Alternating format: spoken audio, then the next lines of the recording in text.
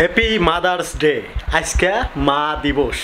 এই মা দিবসে আমার মাকে আমি প্রচণ্ড মিস করতেছি, কারণ আমি তার সাথে কথা বলতে পারতেছি না, আমি তাকে সামনে পাচ্ছি না, তাই তাকে প্রচণ্ড মিস করতেছি।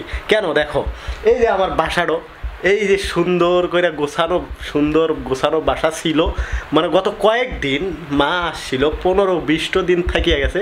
এই 15-20 দিনে আমার এই ছোট্ট বাসা এত সুন্দর করে পরিষ্কার পরিচ্ছন্ন, সকালবেলা ঘুম থেকে ওঠার পরে বেড মেড সব কিছু পরিষ্কার, রুম মোছা যা আছে সব কিছু করছে।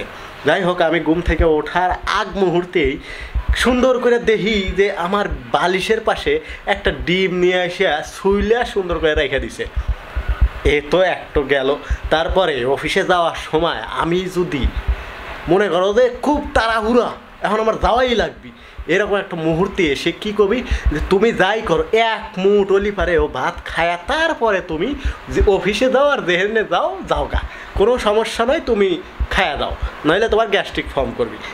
এই জিনিসটাও আমরা কিন্তু নিজেরা চর্চা করি না, কিন্তু আমার মায়েরা এই ডক্টরিক পাসটো তারা কিন্তু করে আইছে যে ভাত খায়া না গেলে পরে আমার গ্যাস্ট্রিক হবে।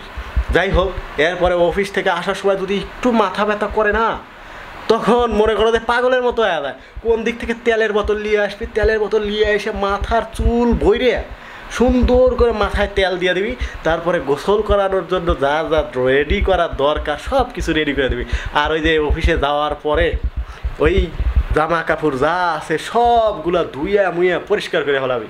এ তো জাস্ট মাত্র কয়েকদিনের কথা বললাম, কিন্তু এই যে ছোট থেকে বড় হওয়া পর্যন্ত কত স্ট্রাগল করছে, কত কষ্ট করছে, তারপরেও আমরা আমার মাকে ভুলে যাই।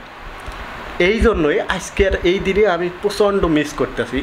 এই দিক দিয়ে ফেসবুকে পোস্ট দিতে অবস্থা খারাপ করে ফেলাই। আমরা যে ফেসবুকে একটা পোস্ট দিচ্ছি মাকে নিয়ে, তারপরে একটা গান সেট আপ করে দিচ্ছি, তুমি গরম ফুলের কি জানি এরকম একটা গান আছে। যাই হোক, এই গানটা আমরা সেট আপ করে দেই, তারপরে আমরা বুঝাই যে আমরা আমাদের মাকে প্রচণ্ড ভালোবাসি, প্রচণ্ড লেভেলের ভালোবাসি। এই দিক দিয়ে আবার আমার ভাগ্নি যারা আছে তারা তাদের বাবা মাকে প্রচণ্ড ভালোবাসে, এতে কোনো সন্দেহ নাই। তারা ফেসবুকেই হোক আর বাস্তবেই হোক, সকল জায়গায় তারা তাদের মা বাবাকে প্রচণ্ড ভালোবাসে।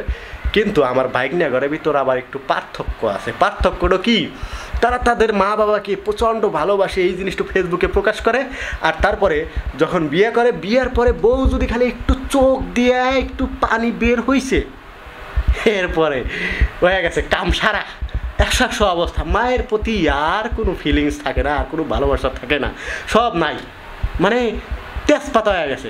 তো এই দিক দিয়ে আমার ভাগ্নিরা আসলেই আগায় আছে। কিন্তু এই ভাগ্নিরাই আবার যখন কোনো একটা সংসারে যাবি, ওই পুরুষটাকে কীভাবে চোখের পানি ফেলে একটু বুঝে না যাবি যে তোমার মা খারাপ, তোমার মা এই সেই, এইরকম বুঝাবে। যাই হোক, এভাবেই চলবে, এভাবেই দুনিয়া চলবে।